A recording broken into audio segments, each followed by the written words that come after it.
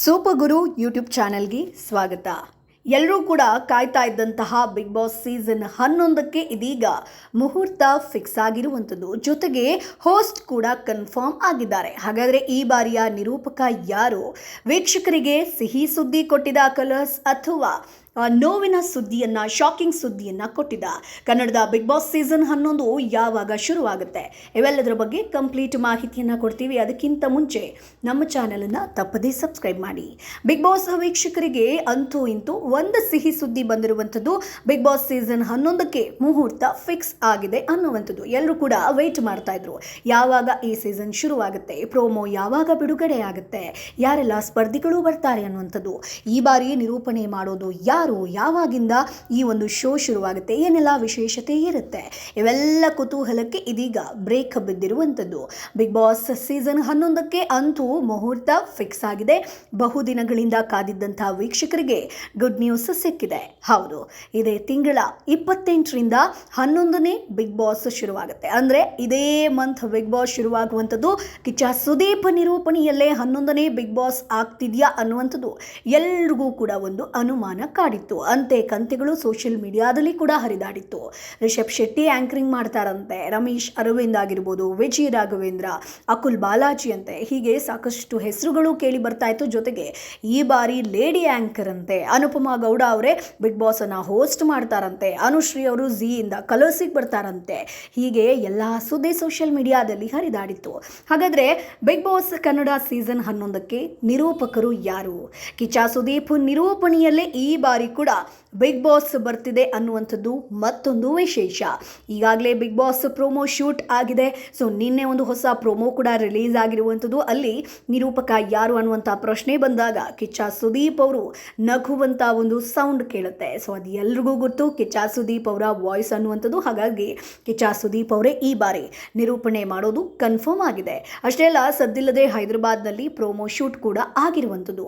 ಈ ಮುಂಚೆ ಸೀಸನ್ 11ರಲ್ಲಿ ರಿಷಬ್ ಶೆಟ್ಟಿ ಅಥವಾ ಗೋಲ್ಡನ್ ಸ್ಟಾರ್ ಗಣೇಶ್ ಬಿಗ್ ಬಾಸ್ಗೆ ಎಂಟ್ರಿ ಕೊಡ್ತಿದ್ದಾರೆ ಅನ್ನುವಂಥ ಗಾಸಿಪ್ಗಳು ಹರಿದಾಡಿತ್ತು. ಇದೀಗ ಈ ಎಲ್ಲ ವದಂತಿಗಳಿಗೆ ಫುಲ್ ಸ್ಟಾಪ್ ಅನ್ನ ಇಡಲಾಗಿದೆ.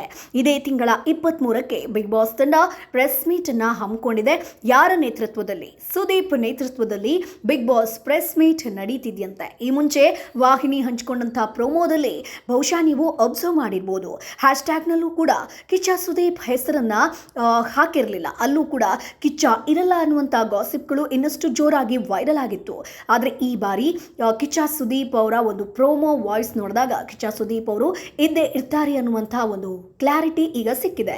ಇನ್ನು ಬಿಗ್ ಬಾಸ್ ಸ್ಪರ್ಧಿಗಳಾಗಿ ಸೋಷಿಯಲ್ ಮೀಡಿಯಾ ಇನ್ಫ್ಲುಯೆನ್ಸರ್ಗಳು ಇರ್ತಾರೆ.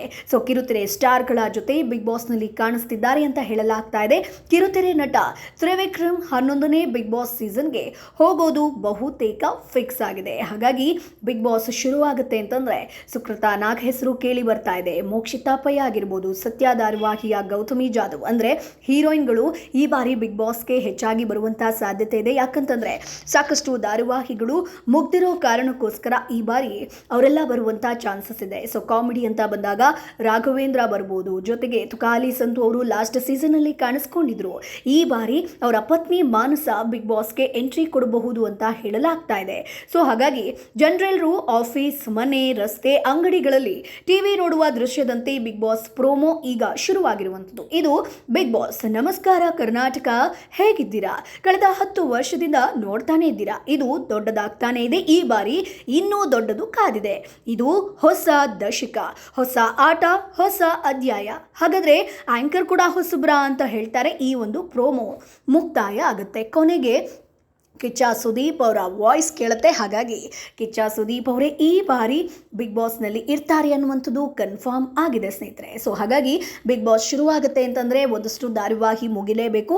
ಆ ಒಂದು ಪಟ್ಟಿಯಲ್ಲಿ ಬಿಗ್ ಬಾಸ್ ಮುಗಿಯುತ್ತೆ ಅಂತಂದರೆ ಒಂದು ಅಂತರಪಟ ಧಾರಾವಾಹಿ ಇನ್ನೇನು ಮುಗಿಯುತ್ತೆ ಅನ್ನೋದು ಹೇಳಲಾಗ್ತಾ ಇದೆ. ಜೊತೆಗೆ ಕೆಂಡಸಂಪಿಗೆ ಧಾರಾವಾಹಿ ಕೂಡ ಮುಗೀತಾ ಬಂತು, ಕ್ಲೈಮ್ಯಾಕ್ಸ್ ಅನ್ನುವಂಥದ್ದು. ಸೊ ಹಾಗಾಗಿ ಕೆಂಡಸಂಪಿಗೆ ಹಾಗೆ ಅಂತರಪಟ ಧಾರಾವಾಹಿ ಈ ಬಾರಿ ಬಿಗ್ ಬಾಸ್ಗಾಗಿ ದಾರಿಯನ್ನು ಮಾಡಿಕೊಡ್ತಾ ಇದೆ. ಈ ಎರಡೂ ಧಾರಾವಾಹಿ ಒಂದರಿಂದ 2 ವರ್ಷದಿಂದ ಟೆಲಿಕಾಸ್ಟ್ ಆಗ್ತಾ ಇದೆ. ಹಾಗಾಗಿ ಈ ಧಾರಾವಾಹಿ ಮುಗಿಯುವಂಥ ಚಾನ್ಸಸ್ ಹೆಚ್ಚಾಗಿ ಕಾಣ್ತಾ ಇದೆ. ಸೊ ಬಿಗ್ ಬಾಸ್ ಶುರುವಾಗುತ್ತೆ ಅಂತಂದರೆ ನೀವು ಏನಕ್ಕೋಸ್ಕರ ಕಾಯ್ತಾ ಇದ್ದೀರಾ? ಬಿಗ್ ಬಾಸ್ ನಿರೂಪಕರಿಗೆ ಅಂದರೆ ಕಿಚ್ಚ ಸುದೀಪ್ಗೋಸ್ಕರ ಬಿಗ್ ಬಾಸನ್ನು ನೋಡ್ತೀರಾ?